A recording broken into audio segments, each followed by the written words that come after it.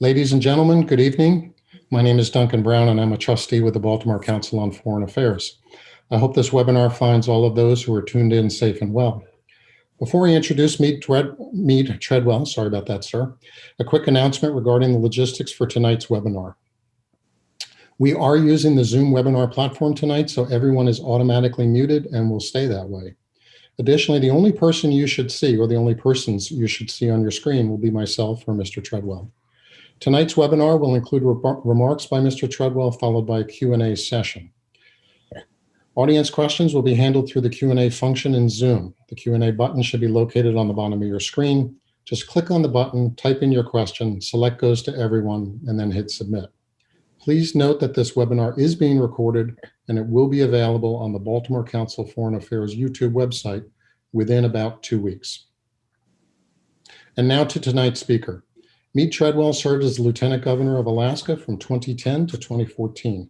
He is currently a member of the board of Point Capital, a private equity firm concentrating on investment opportunities in the Arctic, including Alaska, Iceland, Greenland, and Northern Canada. Mr. Treadwell is recognized as one of the world's Arctic policy experts. He was appointed to the U.S. Arctic Research Commission by President George W. Bush and designated as its chair under both Presidents Bush and Obama. He also served in the cabinet of Alaska Governor Walter Hickel and led Alaska's efforts to build circumpolar cooperation through an 8-nation Arctic environmental protection strategy. He has been actively involved in numerous Arctic policy-focused organizations, including the Institute of the North, the Aspen Institute, the Hoover Institution at Stanford University, the Arctic Circle, the World Economic Forum's Global Action Council on the Arctic.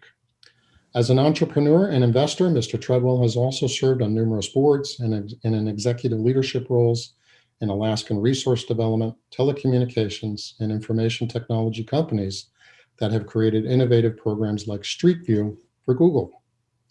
Mr. Treadwell is a graduate of Yale University and the Harvard Business School. Please join me in giving a warm, albeit virtual, welcome to Mr. Mead Treadwell. And over to you, sir. Thank you, Duncan, and thank you for having me before the Baltimore Council on Foreign Affairs. I'd like to recognize, I think one person attending the seminar is my college roommate, Peter Bowie, who was once on your board and was the former CEO of Ellicott Dredge. And I got to serve on the Ellicott board and got to get to Baltimore fairly frequently for that. And it's nice to be back in Baltimore virtually today. What we have in our webinar this evening is, after I introduce a few of the things that we're working on right now, an introduction to the Arctic. And the webinar was titled The Battle for the Arctic. And I guess I'd like to say that the Arctic has been a peaceful area, but it's been a major venue of quiet underwater conflict during the Cold War. There are very large new security concerns in the Arctic, not only as Russia increases its military capability, but as China begins to build a polar capability. We have disputes over several different property or sovereign lines, which we'll talk about. We have a battle essentially to raise equity and investment. The Arctic is a big sponge for capital. The 4 million of us who live there do not have enough money stuffed in our mattresses to do the things that we need to do. And I'd say there's also a battle for reconciliation with the fact that many of the indigenous populations were displaced, but self-governance in the indigenous communities has actually gotten much stronger in the last generation. Decolonialization has been one other battle.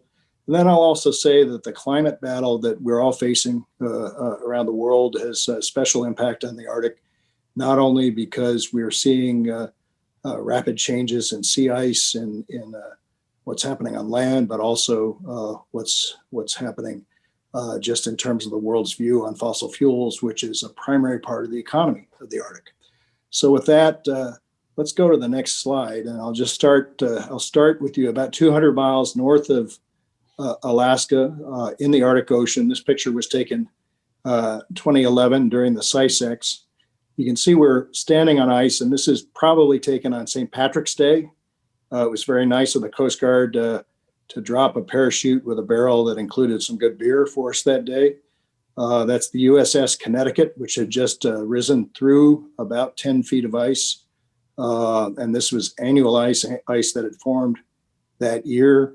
We were at a camp that was put on multi-year ice, and we'll talk about the two different kinds of ice in a second, which was good for fresh water. But the U.S. holds an ice exercise every 2 or 3 years up there. Rendezvous of submarines usually includes some other countries, and it is an active area for research, and we'll talk about that. Next slide. This book is a study report that I helped author in 2009, which was called Why the Arctic Matters by Commonwealth North, a public policy organization in Alaska.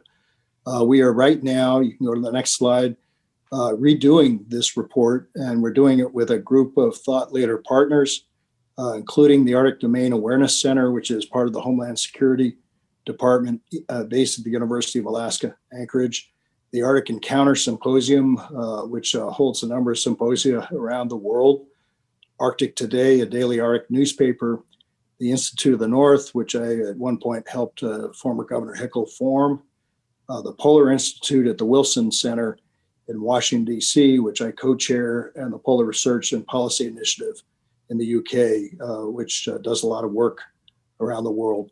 And so we've been bringing Arctic policy leaders together to talk about what should be the Arctic policy of our country and Alaska. We'll talk about that. The other thing, next slide, I just wanted to say as a disclaimer, I also have a private sector hat.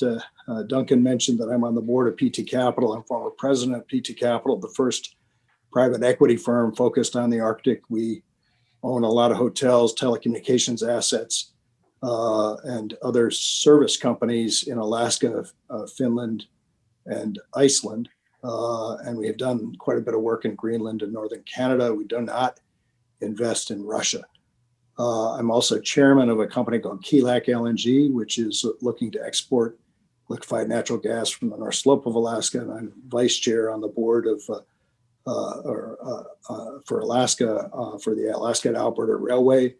And I chair an advisory board for Virginia-based Iridium, one of the first LEO networks that does quite a bit of work in the Arctic and on data transfer all over the world. But we have a polar advisory board, which I help them put together. Let's go to the next slide.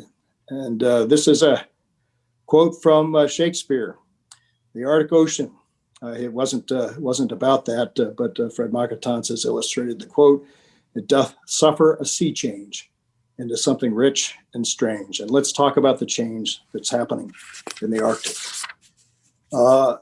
First thing to do in our introduction to the Arctic is there are 6 things that we do in Alaska, that the Canadians do, that the Greenlanders do, that the Icelanders do, that the Russians and the Nordic countries do, that are fairly common to the economies of this northern part of the world. We help feed the world, and we have the richest fisheries in the North Pacific Ocean, the Bering Sea, and the Barents Sea off Norway, really some of the richest natural fisheries in the world. We help fuel the world, and energy production in Canada and Alaska is core to our economies. The energy prospects, I was just on the phone with the Premier of the Northwest Territory earlier this afternoon at a Commonwealth North meeting, and over 30% of Canada's traditional oil and gas could be found in the Northwest Territories. You've got large prospects there, but we also are a test bed for renewable energies. You're seeing a lot of proposed hydro projects in DC, cable shipping Icelandic hydro power production into Europe is a possibility. You're seeing that from Norway. Greenland is talking about it with North America. And of course, we know that Canada brings quite a bit of power into the northeastern part of the United States. So we feed the world, we fuel the world, we help provision the world. You'll find the world's largest lead zinc mine in Alaska. You'll find the world's largest iron ore mine on Baffin Island in Canada. You'll find the world's largest nickel mine in Norilsk in the Russian Arctic.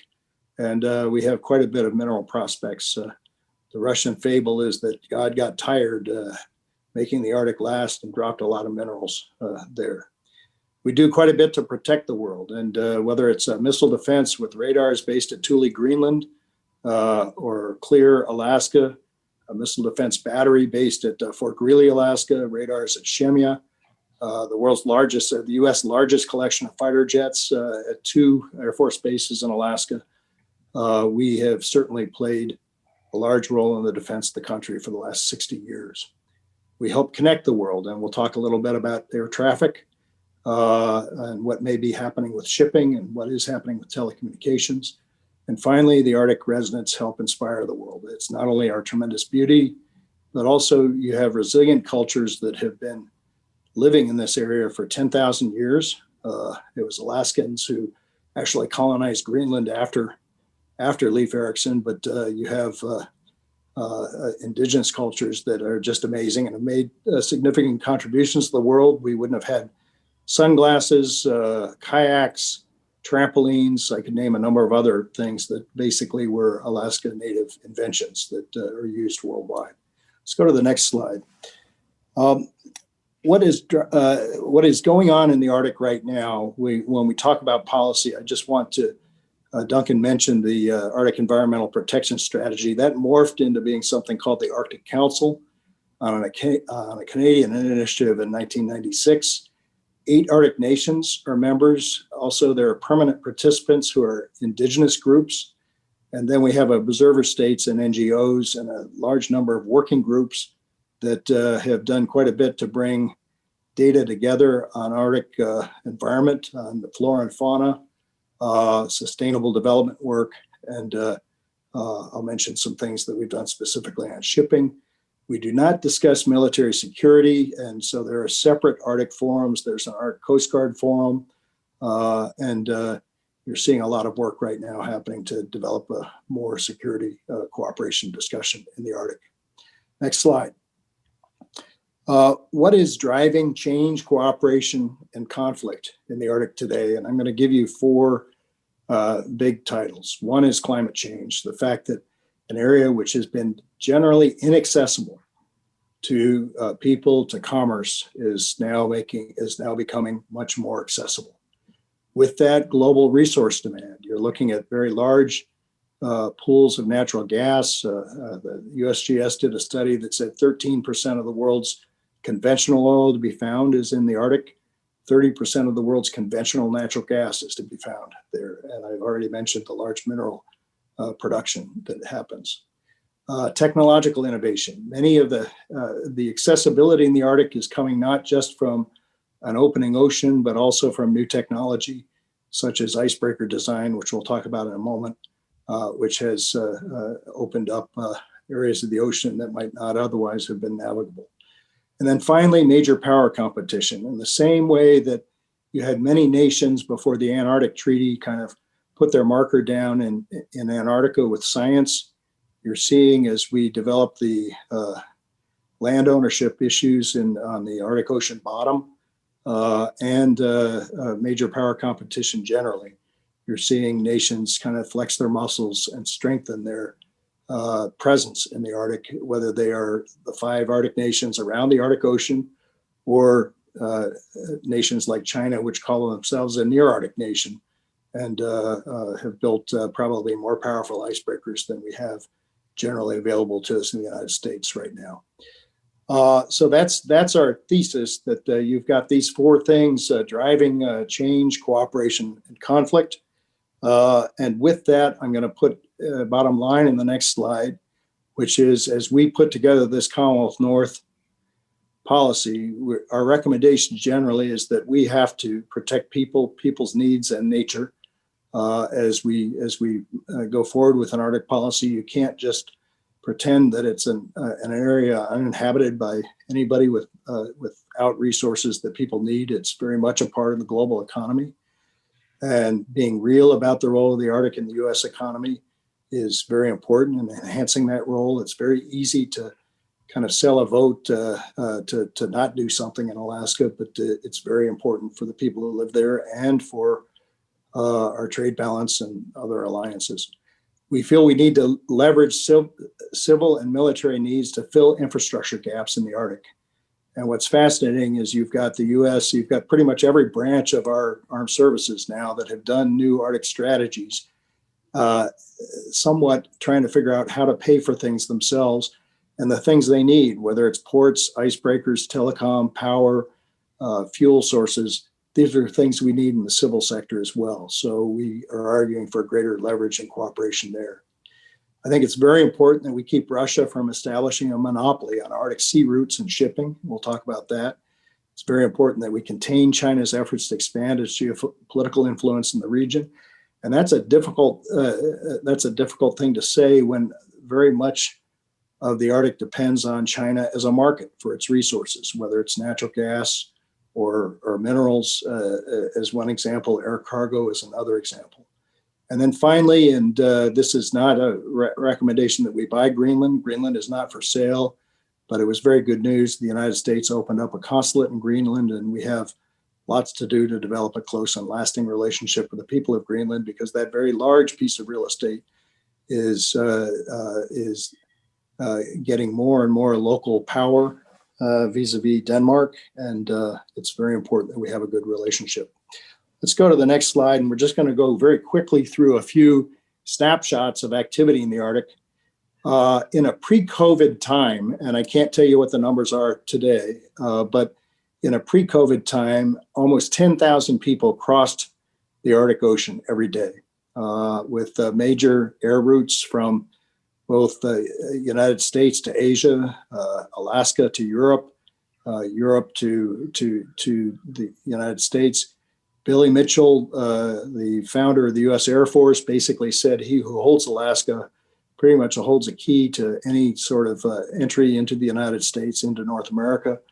And my friend Einar Pettersson was the late Einar Pettersson was the first SAS navigator to figure out that you could get from Europe to Asia by stopping in Anchorage and refueling, going transpolar.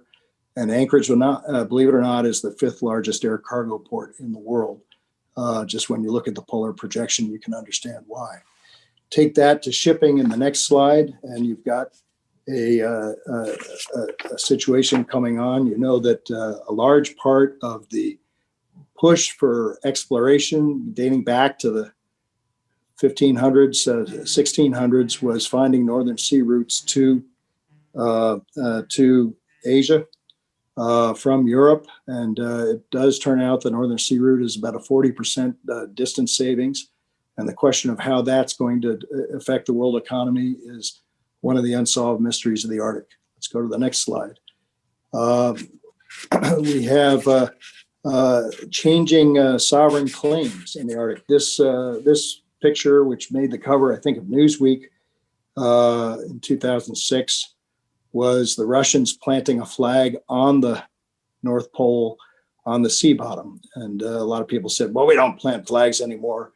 This was actually, the submarines were paid for by my friend Frederick Paulson, who lives in Switzerland.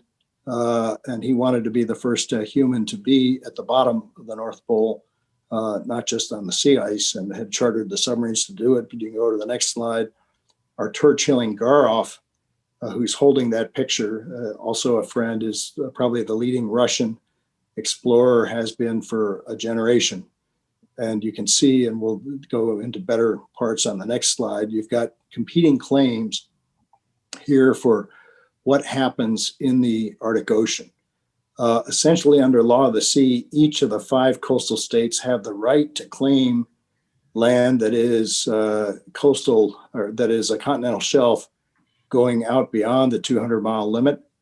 And so there's a bit of a competition going on. The United States actually, when I was chair of the Arctic Research Commission, we got the $80 million to do the mapping there. We've got a bit of a disputed border with Canada, seaward of the parallel there.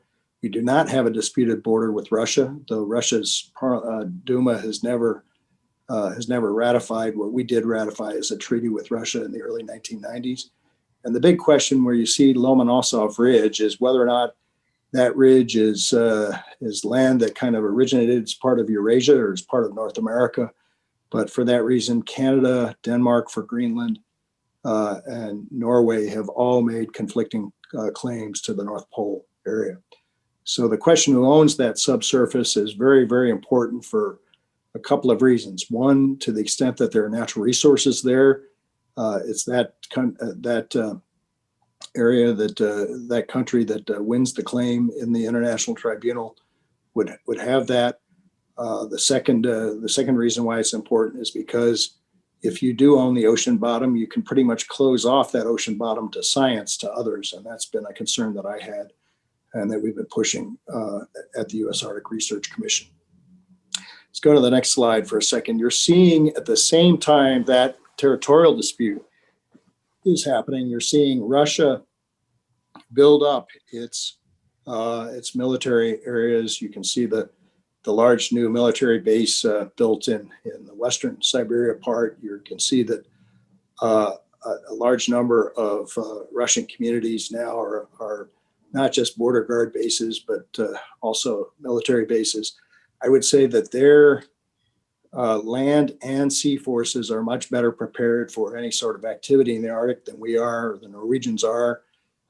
There's been some drills, but I had a long conversation yesterday with former head of the Alaska Command who's strategizing on ways to make sure that we're paying more attention to this.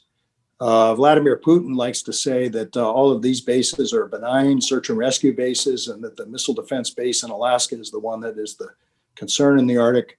But I do have to say that I've been to Mishmita, I've been to Pivek, I've been to Nadir, I've been to Providenia, and all those are small towns that are been basically built up now by the military.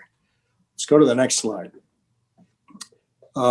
One of the security questions is, does this new ocean destabilize the cooperative geopolitical framework that did develop in the Cold War period? Is there a power imbalance in the Arctic? Does it affect regional stability? And can we remain delinked on disputes between the Arctic nations, such as Russia and the United States, elsewhere around the globe? And to address those questions, I can't answer what number one, the first question is at this point. Right now, it hasn't, but it could. Second, the power imbalance in the Arctic, I'm going to say, is very much like, for you Marylanders, if you had a family cabin west of you in the mountains, and one member of your family lived there and one member of your family lived in the big city in Baltimore, who decides what happens at the cabin? Where we are absent in our presence in the Arctic, the Russians set the rules, set the procedures, and they're already doing that with shipping. And that, to me, is a power imbalance that the United States has finally agreed. And I have to say, I've worked with 3 different presidents on this, going back to George W. Bush, through President Obama's term, through President Trump's term. They've all been basically finding ways to support having more icebreakers in the Arctic, more ports in the American Arctic, and a greater presence. In terms of delinking, I'll just say this. We have developed remarkable neighborly cooperation with the Russians that when the ties on that cooperation kind of revert back to Washington during a time of chill between the United States and Russia, it hurts us locally. And the best example is last summer, the Russians began a live fire exercise within our 200-mile limit, but in the open seas. They fully had the right to do it. And had we had better local communications, we wouldn't have had to send a large number of fishing boats skittering south. And it was quite economically destructive for us. Nobody was hurt, but there's quite a bit that we need to do to improve neighborly relations. So let me move on there from the security snapshot to the Greenland snapshot real fast. Greenland, as you know, is a very big piece of land. It's officially Danish territory with home rule by the Greenlanders. About 65,000 people live there, mostly indigenous. They've done a number of economic analyses to see what they can do to be more self-sufficient. They have an agreement with Denmark that says if they can replace what is about $500 or $600 million of subsidy from Denmark, that they can become an independent country. So here's a question for us as Americans. Is it our interest to help the locals become an independent country and upset Denmark, with whom we have very important defense agreements? Or is it just simply our interest in helping these people develop their economy? Before COVID, tourism was rising. It turns out that Greenland has gotten the short end of the stick when American airlines fly across the Atlantic. Iceland and Canada collect most of the money, and the Greenlanders are trying to get a little bit more of that. The Greenlanders have been trying to find investors to build up their airports. And when I was speaking at an investment conference there a few years ago, sitting just to my right was somebody from the Chinese, one of the Chinese investment groups. They stepped forward when we did not. And that caused a bunch of alarm bells to ring in Washington and in NATO. And you got Greenland instead to move to get Danish money to move forward with the airport. So financial autonomy is a widely held goal there. It's a very small population, but a very large and important geopolitical piece of real estate. And just move on now in the snapshot, and just a few things happening in Russia. As a kid who grew up in the Cold War, I always worried about Russian leaders pressing buttons. This is Vladimir Putin pressing a button to open up the Yamal natural gas project. And let's just go to the next slide. This is what the port of Sabeta looked like in the spring of 2011. That's not very long ago. That was just around the time Japan had its large earthquake, and all of a sudden demand for liquefied natural gas grew tremendously in Asia. That's spring 2011. Go to the next slide. This picture was taken in the summer of 2016. You can see that airports went in, major ports went in, production. Let's go to the next slide. 2019, you see now the natural gas complex at Yamal. Most of the hardware that you're seeing there was assembled in Korea, floated up through the Bering Straits over to Yamal. And Russia is today shipping 14.5 million tons of LNG using a new icebreaker technology, next slide, which is a kind of a double acting tanker. You can see in the right hand, this is the Christophe de Margerie, the first one built. There have now been over 14 of them built. You've got a V-shaped bow for ocean going times and a spoon-shaped stern for movement through heavy ice. And next slide.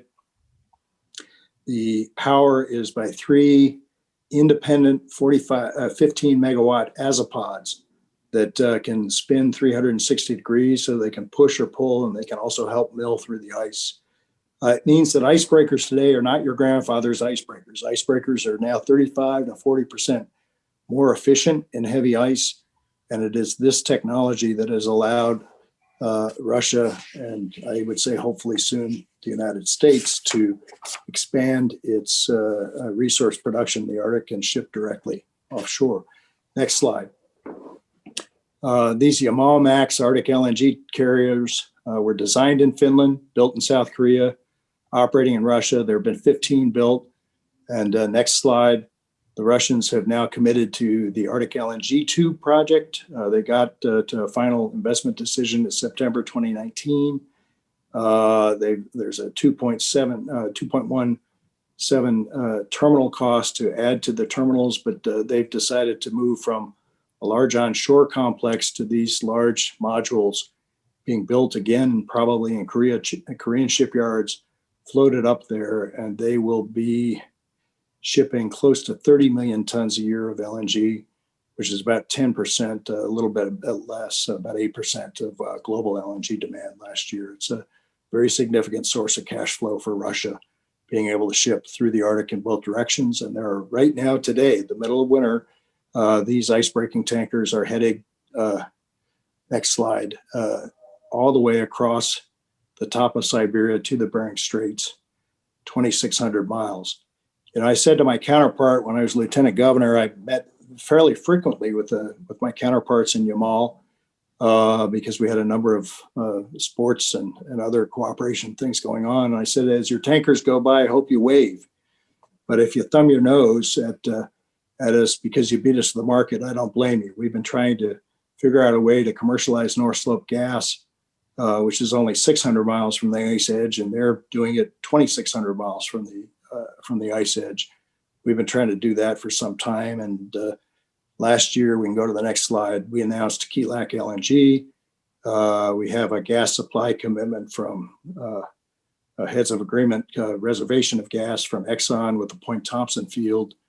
I happen to be here in Houston this week, negotiating some offtake with some folks, and we expect to be able to be America's closest LNG exporter to Asia. Today, out of the Gulf of Mexico, we export about as much gas as Yamal hopes to export into the world market, about 27 million tons the last time I checked. We'll start with a small 4 million ton project and be able to expand potentially with North Slope gas to close to 30 million tons. And for those of you like me who are very concerned about carbon footprint, the one thing I can say is that most of this gas has replaced coal burning power plants in Asia, and that 60% of the greenhouse gas savings that we've experienced since we started trying to reduce greenhouse gases come from converting power from coal to natural gas. So it is very much a bridge fuel. Next slide. Let me just again on the snapshot of what's happening in the Arctic, go to climate change. The new normal in the Arctic is that temperatures are rising. Sea ice is diminishing. We'll talk about that. We've now seen several cases where the September sea ice extent is at a level that's likely unprecedented for the last 1,000 years. We're seeing less snow coverage. We're seeing melting permafrost, and we're seeing major ice sheet mass loss from Greenland. And why should you care about this? Let's go to the next slide. What I'm going to do is ask Duncan to move forward in this video to show you what's been happening.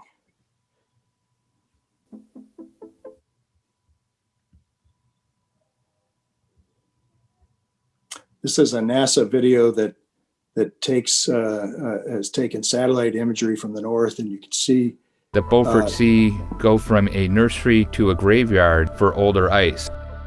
As we get towards the more recent years, much of that oldest ice, the ice that's older than 5 years old and the bright white, has almost virtually disappeared from the Arctic Ocean.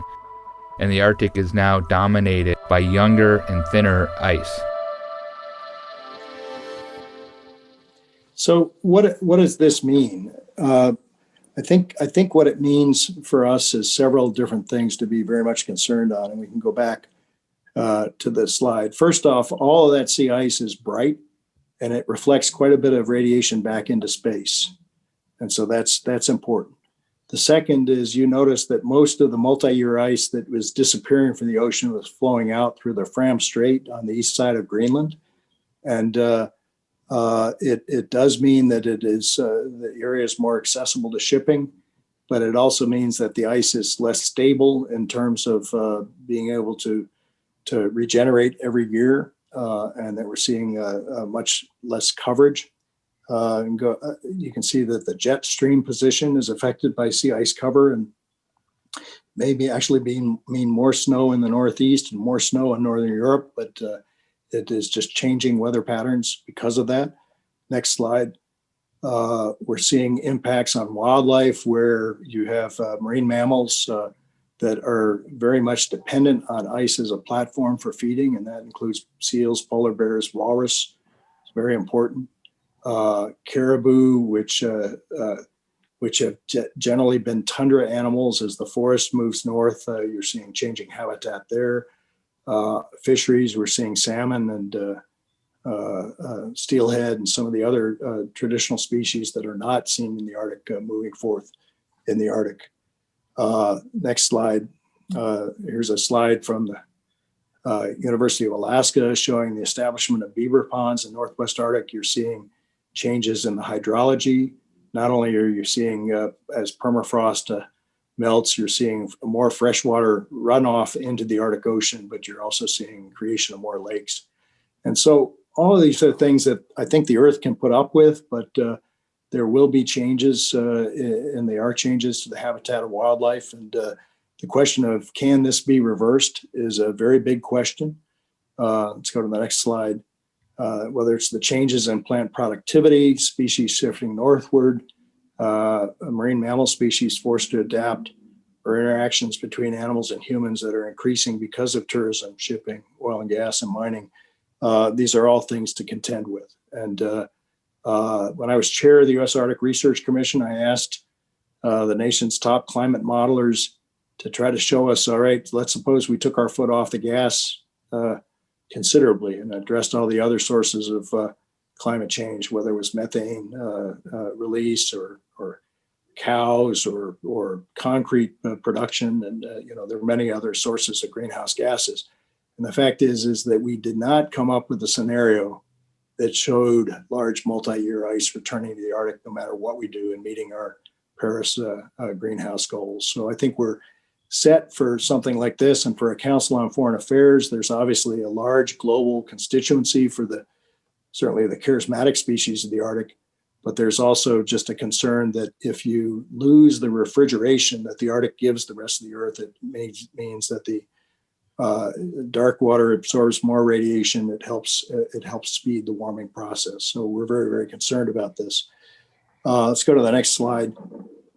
I was chairman of the U.S. Arctic Research Commission under Presidents Bush and Obama. There's quite a bit of work that we do. We spend about $400 million a year as the U.S. in supporting Arctic research, looking at these linkages between the natural and biological and human systems in the Arctic. We also have done a lot to facilitate transnational science research and cooperation. Actually, one of the things I was pretty proud of is that the U.S. Arctic climate change program and the U.S. global climate change program really didn't have scientists who talked to each other quite a bit. We kind of put that together, and we work very closely on this. I'm very proud of the Japanese investment we've gotten into the University of Alaska in the Arctic. I can tell you that Duncan works at the APL at Johns Hopkins and APL at the University of Washington, Ohio State, which had a football team that tried to beat Alabama the other night, has got the largest library of ice cores. Arctic research happens in almost every major university in the country, and we have to keep it going. It has been very key to understanding what's happening with climate. Let's go to the next slide real fast. One of the things that I mentioned is that as we divvy up who owns the bottom of the Arctic Ocean, it gives Russia the chance to say no when we want to come in and do things that we were able to do before. Just as one example, off the coast of Anadyr in the Bering Sea region, we had a global geological drilling project that is basically looking at the geology of the Earth, that none of it was economically related. The Russians said no to that. And so we pushed within the Arctic Council. We got an Arctic Science Agreement where the Arctic Research Commission is kind of the window with Russia and the other nations here. And we're trying to get reciprocity and to keep access to this ocean, but this is not an easy drill. And the Russian Foreign Ministry specifically asked that it be a treaty or an agreement because that helps them have the internal fights with the other ministries in Russia to get us access. So I'm hopeful that it will help, but we may need more there. And the people who wrote the Law of the Sea realized that we made kind of a mistake in not addressing access to science as we divvied up the ocean bottom around the world. One hopeful thing in the next slide was there was recently a wintering over of the Polar Stern, a German vessel, which had scientists from many nations doing quite a bit of work in the Arctic in the winter. Next slide. And you can see that the impact in Alaska on climate change is already significant. It's significant in moving some of the subsistence whaling activities offshore. It's significant in seeing large cruise ships show up in small villages that hadn't been there before. You see coastline erosion where you've got that situation. So we're dealing with this, can't always mitigate it, but we can adapt. And that's what we're working to do. So I'm going to move from science and climate now to kind of finish with technology and economics and people. Just to refresh, 4 million people live in the Arctic. About 10% are indigenous, many of whom depend on traditional subsistence diets. In Western Alaska, I'll just say that close to 80% of what people eat is something they've harpooned, something they've netted, something they've gathered in terms of berries from the tundra, something they've shot. The Premier of the Northwest Territories told us in Alaska this afternoon that in her region, more than half of everybody's food is what she calls country food, whether it's fish or wildlife that has been taken. Many Arctic communities have had to fight to acquire self-determination in local affairs. Iceland, after Hitler took over Denmark, Iceland became an independent country recognized by Churchill and Roosevelt in 1944. Greenland got home rule in 1979 and 2008. Nunavut became the first indigenous governed territory in Canada, and Nunavut, Yukon, and Northwest Territories have all gotten control of their crown land. Alaska became a state in 1959. The United States no longer had to report on whether or not it was giving self-determination to the Alaska people at the United Nations Trustee Council after that. 1971, the Alaska Native Land Claim Settlement was going on. And the Russian Far East, I'll just say that before Putin, under Yeltsin, there was quite a bit of autonomy given to the regional governments. I had a seminar where the last dinner was in my living room just before 2000, before Yeltsin left and Putin took over. And a Russian governor told me he was going back to Moscow to see if he could get control of the fisheries in the Sea of Okhotsk. And that was the last I saw of him. He'd been a friend for almost 10 years. And mafia people took him out and said, no, we want to keep the fish. You're seeing new colonial practices now where Nike has said we will ship no sneakers across the Arctic Ocean, and where a number of global financial institutions have said we'll invest no money in the Arctic, as if that's going to solve climate change. It's actually hurting the people who depend on resource development, legal resource development, I would say, to build their economies. So anyway, that's a snapshot on people. Let's go to the next slide. I've mentioned global demand for natural resources is growing, and natural gas is probably the leading source of development in the Arctic right now. You're still seeing exploration for crude in Alaska, some in Canada. Again, I heard the Premier of the Northwest Territories, which is Canada's probably most likely Arctic oil prospect. Greenland and Iceland had big hopes that they would find some oil offshore. They weren't able to do that. And there's an increasing dependence on rare earth elements, and you're seeing quite a bit of activity there. Let's go to the next slide real fast. This resource potential, this is the USGS map that shows that 13% of the world's oil potential, conventional potential, and 30% of the world's gas potential is to be found in the Arctic region. And I used to joke with the head of USGS that when he published that study, he actually helped Greenlandic independence in their negotiations. Next slide. The Arctic is a test bed for technologies, and we're seeing we're probably one of the first places in the world when we come up with ways to make high-speed broadband work in large rural areas. Africa benefits. When we launch new satellite telecommunications networks, the entire world benefits, but we may be the anchor customer. New techniques for mapping remote sensing with artificial intelligence that we're using for tracking sea ice and tracking wildlife, again, has global implications. I've mentioned the breakthrough in icebreaker design, cold weather drilling techniques, and renewable energy systems. We are very proud of the fact that we've been a test bed for technologies for some time. Let's go to the next slide. In terms of what's happening in the north, you are seeing offshore oil production and shipping in Russia. That's the port of Veranday in the upper right-hand corner. You're seeing offshore gas production. You're seeing a large amount. We in Alaska, we're the world's leader in backing down diesel in rural communities and the 200 microgrids that we have, and having wind diesel with diesel as a backup when the wind's not blowing. But we're adding battery storage capability, and that's quite significant. We're very proud of what we're doing in pushing the technology envelopes in this part of the world. At the Wilson Center, next slide, we have a new inventory of Arctic infrastructure.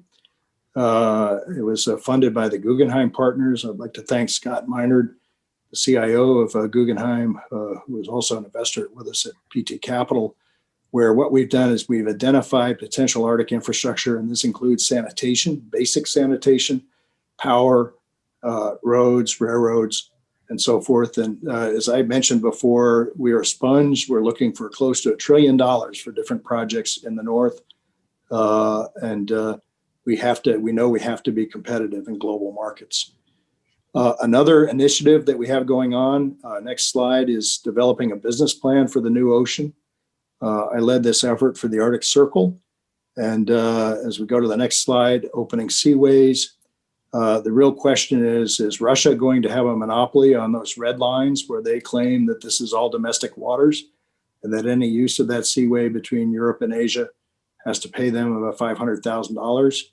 Will the Central Arctic Ocean be used without the Russians, or will the Old Northwest Passage be used? And next slide. I'm proud to announce that the original SEAL Act did not pass, but a federal advisory committee saying, should we set up something like the St. Lawrence Seaway in the Arctic and bring the 5 Arctic coastal states together to offer a joint icebreaker service, has now passed Congress, and it's up to the Secretary of Transportation, the new secretary, to get that study going. Next slide. This follows on quite a bit of work we've done with the 8 Arctic nations to set up a blueprint for safety in the Arctic Ocean. Next slide. After that study, that set of studies that I paid for as chair of the Arctic Research Commission, we have done more mapping under the law of the sea. There's been Russian, Canadian, US legislation, national policies, the search and rescue agreement in 2011, an oil spill agreement in 2013, making the polar code mandatory so that if you go to the Arctic in a cruise ship, you'll have heated lifeboats. Good idea. And there's current Arctic Council work by PAIM that has been sponsored by the world's insurance industry. And then finally, the Coast Guard Forum. So let me leave it at that. Let's go to the next slide. In terms of infrastructure, this is just how we've divvied up the area for the search and rescue agreement. Next slide. You've seen the United States now has made a commitment to build 6 new icebreakers. First one was awarded to Halter Marine in Mississippi, $746 million, and Congress has put forward the money for the next one and design work for the ones that follow. That's very important that the U.S. places that. Next slide. I mentioned that I'm chair or vice chair of the A2A Railroad. President Trump recently issued a presidential finding allowing this railroad, like 21 other railroads which cross the U.S.-Canada border, to be built. It'll be a joint project between Alberta, Northwest Territories, Yukon, and Alaska to essentially bring commodities in and out, next slide, of Pacific ports, and it will help reduce shipping times, say for just-in-time delivery, American goods going into Asian factories or vice versa, or what my daughter has taught me is called fast fashion, to get in and out of North America by a closer rail connection, because the ports in Alaska are about halfway across the Pacific. That's about a $17 billion project, and it's moving forward now with design and permitting. Next slide.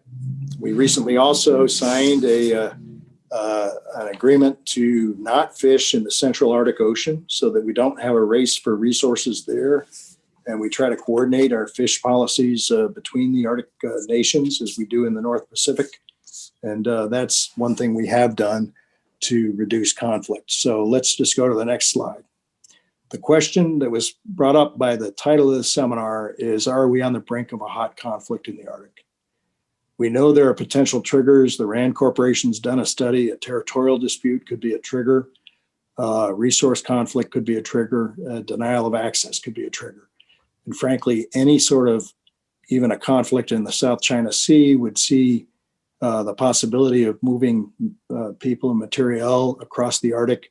The Arctic is a pathway for, if you had any sort of closure of the Indian Ocean, the Arctic would be probably expedited as a transportation corridor. So that's all things that need to be considered on the idea of a conflict.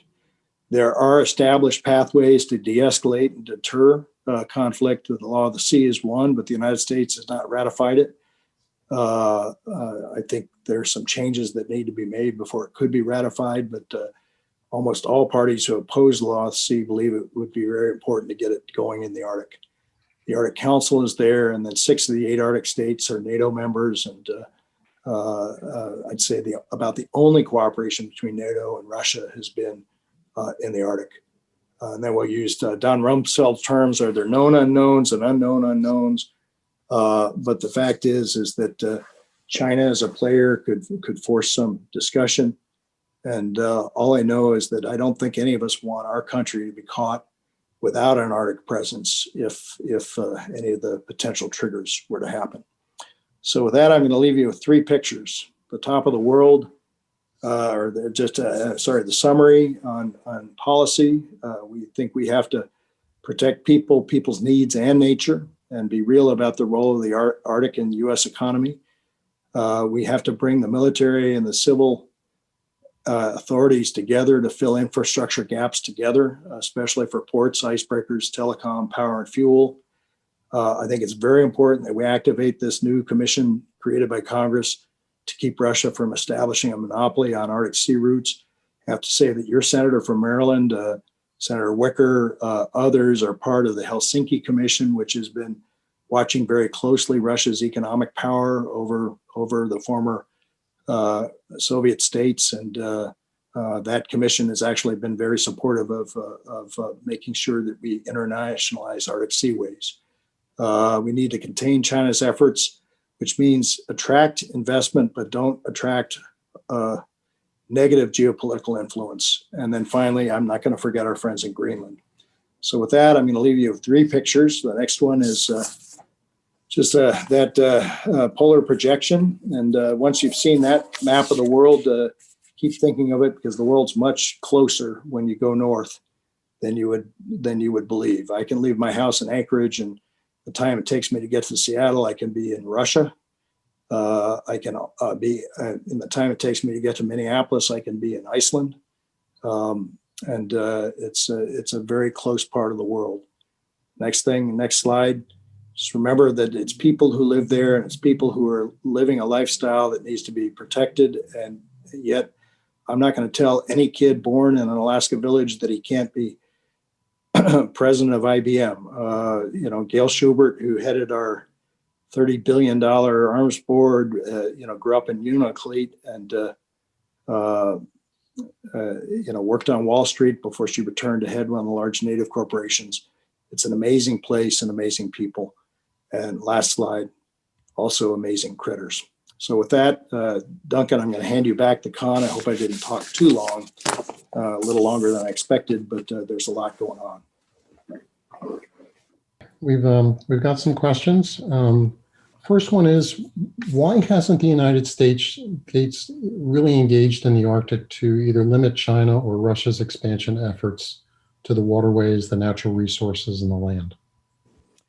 Well, first off, we don't want to limit any nation's access to the water, because if we do that, then other nations will limit our access, say through the Straits of Gibraltar, or as China's trying to do in the South China Sea. And so we're very much a freedom of the seas nation compared to Canada, which has made these domestic waters in the Northwest Passage, and Russia, which has made the Northern Sea Route domestic waters. So it would be, most of the nations of the world want the ocean to be open. And so we've done that. We have reacted very severely to Chinese investment when a large amount of Icelandic real estate was being purchased. Iceland said, nope, that's not going to happen. When the Chinese said, we're happy to build your airport in Greenland, the military authorities and NATO and so forth said, nope, let's figure out a way to get that airport built without Chinese money. So I have to say that we have been responsive there, but Secretary Pompeo's comments at the last Arctic Council meeting, where he criticized China for calling itself a near Arctic nation, was, we have an ambivalency We, on the one hand, don't want Chinese control, and on the other hand, we do want Chinese markets and investment. And I think you could say the same thing about pretty much any place in America. So that's the answer. Okay. Should the U.S. be doing anything specifically to deter any actions up there? I mean, I know you just talked about the balance there of commerce versus not angering folks that you want to conduct commerce with. Sure. I think we have to fill the infrastructure gap in the Arctic. I think that railroad that I talked about will make the Arctic very much an easier place to defend over the long term. I think building the 6 icebreakers, and actually the White House asked the agencies to come back, and the document that came back is not public, but I believe the answer is now more than 9 icebreakers. I believe the Canadians have figured out a way to pay for their icebreakers by charging the commerce that uses it. We don't do that in the United States, but if we're doing it for international traffic, as that SEAL Act proposed, that would help. It would help pay for some of the larger ports. You require close to $500 million worth of dredging. I know my dredging friends would love that for the Port of Nome. But there's a natural port called Port Clarence just north of that. And I think the military and the civil authorities need to get together and come up with a construction agenda and make it happen and see what we can do to generate revenue. And let me just put it this way. You know the kind of traffic you see in the Port of Baltimore. If 100 ships a year paid $500,000 a piece to traverse the Arctic Ocean with icebreaker escort, that's $50 million. 200 ships, that's $100 million. $100 million is more than the entire U.S. icebreaking operations budget. In other words, I believe that global shipping, even in very small amounts, 18,000 ships use the Suez Canal. Even 1,800 ships, 10% of that could help pay for the major Arctic infrastructure we need to establish a presence. Okay. There was a Copenhagen Business School report from 2016, Arctic Shipping. It's entitled Arctic Shipping, Commercial Opportunities and Challenges. Again, it's from the Copenhagen Business School. And it basically, the long and the short of it is it basically said that they didn't think that Arctic liner shipping would become economically feasible till about 2040. And that's if the ice cover continues to diminish at its present rate. So with that as a backdrop, the question becomes, two-part to the question, should the U.S. ignore the Arctic in terms of shipping lanes for the next decade or so? Because in the opinion of this paper, it really won't be viable till then. And what would happen if we did, if we ignored, say, the Arctic till, say, 2040 or 2050?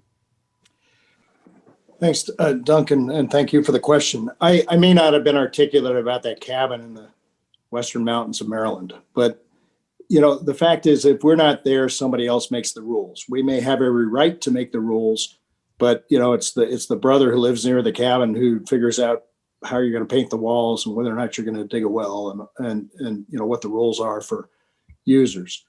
And we are not there enough in the Arctic thinking about Arctic shipping as an opportunity. And I'll just give you a different thing. 50,000 jobs in Anchorage, Alaska come from our airport because we're the 5th largest air cargo port in the world. Most everything that goes between Europe and Asia stops there for gas. Most everything between Asia and North America stops there for gas. Why did we get that? Novosibirsk in the middle of Siberia could as easily have been that port for the Eurasian traffic. We got there because we were reliable. Russia is not considered to be a reliable partner for a number of different reasons, and the United States is. And right there, again, in Maryland, when we had a new ocean called space, we put up a company called ComSat, developed the world's telecommunications satellites, ultimately privatized it. And I think that's what we have to plan for. It's a chicken and egg situation. I've read the Copenhagen report. I will find you, Maersk, which is one of the world's largest shipping lines, had a former admiral who'd go to conference with us and say the same thing. There wasn't going to be any shipping until 2040. And guess who just tested a container ship across the Arctic Ocean? China's COSCO, COSCO, biggest shipping company, is now doing regular container shipping. And with 30, 40 LNG tankers are the ones I described, this will be a year-round ocean for commerce. So building off of that, Are there any major changes that are needed in the Law of the Sea Convention? So here's what's held up Law of the Sea Convention. And it's a long story dating back to the time I was in college, but the oceans were declared by the UN to be the common heritage of mankind, and they definitely are. It was a big battle in the UN Law of the Sea of who owned the resources in the oceans. And there was a group that wanted the entire set of ocean resources from, say, 3 miles offshore to be owned by the UN and, in essence, be a tax for global government. We instead recognized the rights of nations for that 200-mile limit, and the rights of nations where the coastal, where the continental shelf goes out further for a wider economic zone. And but in the high seas, there is an international seabed authority to collect taxes on or royalties on any use of that ocean, and that has a huge amount of opposition. A majority of Republicans in the Senate, enough to prevent a ratification, has signed a letter back during the Obama administration. And frankly, I think we ought to say, okay, we're not going to collect a tax on Americans. We're going to contribute by way of science or some other thing. That would probably resolve the big problem. I can tell you, I've been lectured personally by John Kerry and Joe Biden several times on this issue when I was a Bush administration official, saying, why don't you get this done? And I haven't had a chance to go back to either one of them to say, why didn't you get it done when you were in power? But it to me, it's not going to get done until we call a convention again and resolve that one issue. Kind of building off of that then, how would you suggest building a closer relationship with the people of Greenland? I think it was very good that we opened a consulate there. I think we should look at very carefully the 3 of the largest external cash flows to Greenland's 65,000 people come from the United States. Example number 1 is we spend, I don't know, $60 or $80 million a year on science. Number 2, we buy a lot of their fish. Tourism comes primarily from the United States, or could come primarily from the United States. And I think looking at the infrastructure needs and figuring out a way to help them foster the investments they need would make sense. The inequity that I mentioned in air traffic control is one that's really up to them and Denmark to figure out together. But that's one the United States could support. So I would say all of those things. And just know that the Thule Air Base, where we have that giant radar, is a free contribution from the government of Denmark to our alliance. So the local Greenlanders get no rent for that. When the United States said, okay, we're going to use an American shipping company to supply that rather than a Greenlandic shipping company, it doubled the cost, or I don't know if it doubled it, but it dramatically raised the cost of living for everybody else in Greenland. And we figured that out fast enough to subcontract it back to the Greenlanders. But I think we just have to be sensitive to their needs, as we do in any dealing with any small country when we spend lots of money in a place. At what level is Arctic policy handled by the U.S. government? How high up? Is it a State Department thing? Does it go right to the office of the presidency? Where, who at what level is it discussed and handled? So that's a good question. In the current administration, there's a couple of guys at the National Security Council who helped draft the requirement on icebreakers. Under the Obama administration, it was basically handled out of John Holdren's office, at the Office of Science and Tech Policy. In the Bush administration before that, I sat for many years on a State Department coordinating committee that looked at these issues. There has been a legislative attempt by the Alaskans to take that White House Interagency Council that the Obama administration had informally or under an executive order and make it something under law. And I'd say that is one of the things that we're looking at in our recommendations going forward. Okay. The next one, the next two, and I'm going to combine these because they're related to each other, is what would you consider the top 5 approaches to reducing climate change in the Arctic, which obviously is a global climate change question? Sure. And then kind of an ancillary question to that is, you talked about a bridge fuel, and some of the folks don't know what that is. So if you could explain what a bridge fuel is. So let me just answer that part of the question first. If, I believe coal still has, I've got Dan Yergin's book, and you may have had Dan as a speaker. I think coal still provides something like 40% of the world's power source. If you're in an area where you can't rely on solar or wind, for example, a shift to natural gas from coal would make sense. And I'll just give you an example. The Los Angeles Power District has now said it's going to shut down its coal plants, use natural gas, try to feed more hydrogen into that natural gas turbines made with solar and wind over time, and ultimately go to hydrogen for power production. And so growth of LNG actually can probably help us, even though it is putting carbon into the atmosphere, it can probably help us. So that's number one. I would say don't, in people who want to shut down fossil fuels, recognize that some of them are helping us wean our way from being carbon emitters. The second thing is natural gas, and this is one of the 5 things I'd say, not just for the Arctic, but for the entire world. There's some very neat new catalyst technologies that will help you remove the carbon from natural gas and just make hydrogen. And hydrogen right now is usually made with steam reforming from natural gas. And there's an iron ore catalyst, a tin catalyst that are actually headed toward industrial production. I will give voice to the debate. And I'm not saying that the answer is right, but the geoengineering debate is one to be considered. There's an NGO now pushing for glass beads on the Arctic Ocean to keep up the albedo effect and help return more sea ice. Not sure I agree with it. Glass beads can be benign, but we all thought plastic was somewhat benign. And we've got to be very careful there. I think it's very important that we understand the hydrology. One of the big research gaps that we found was changes there, and find ways to capture methane. We're working on capturing methane in the oil production world, in the Permian Basin, and in the Dakotas, but we're not really have a way to help capture the methane that comes out of the tundra. And I don't know that there really is a way, but there may be. And there's a big piece of U.S.-Japan cooperation on that right now going on the North Slope.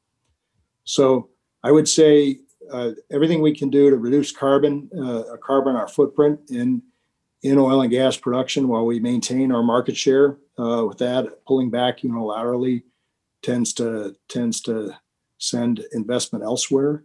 But at the same time, do everything we can on other mitigation. There's a bill, I'm not a fan of the Green New Deal, but I am a fan of large parts of the Blue New Deal, which is a series of bills pending to improve aquaculture. Kelp aquaculture alone has a great possibility of sequestering huge amounts of carbon and creating an economic product. Recently, there was a recent auction for access to mineral rights in the public lands of Alaska, and yet there was a very low amount of bidding on those rights. What happened? I think 2 things happened. One, it happened at the end of an administration where anybody who bought those bids knew that they would find an administration that would probably not want to buy them back, but may be interested in making the permitting for use of those licenses very, very long and slow. And we saw that, frankly, the Bush administration had leased land in the Chukchi Sea offshore to Shell. Shell had paid more for that than anybody had ever paid for an oil lease, a couple of $1 billion. They spent close to $9 billion, and it was death by 1,000 cuts when, at the end of the whole permitting process under 8 years of Obama, they were allowed to drill one well. Their well didn't hit what they wanted to, and they pulled out. And I can say, you had people in the Obama administration, Hillary Clinton, applauding that had happened. It's not good for America when somebody spends $9 billion down a rat hole. And we've got to figure out how to, where we do agree to have oil drilling, how to have it done right and safely. And I can tell you several arbitrary decisions that were made on that. So I think people got afraid that they wouldn't be able to follow through. I think the current low oil price environment was one. I'll also say that some of the announcements by global banks that they wouldn't finance things in that area may have had an effect as well. Okay. Should the U.S. military be operating up in the open ranges of the Arctic? Yes, no. What are some U.S. options there? Well, for example, Alaska has some of the best training areas without encroachment on communities area there, and so absolutely, we do need to be defending our homeland. I'm the former honorary chair of the DEW line. I've been to a lot of the radar stations along the route. Those are very, very important. With a new cruise missile threat, it's very, very important that we understand that we have look down radar and have the ability to understand that threats to the entire United States could come by fast cruise missiles and hypersonics that are not treated with the same sort of missile defense and radar systems that we have today. And I believe we should have a deterrent potential where we can have all weather access for the ships, not just for military activity, but for search and rescue as you see more cruise ships up there. So that's a long answer to say yes. The final two questions, and what role is Sarah Palin playing in this? And somebody wants to know what you're drinking and if you're drinking whiskey while you're doing this talk. Yeah, I hope so. I wish I were. I've got one more presentation to make in Korea today.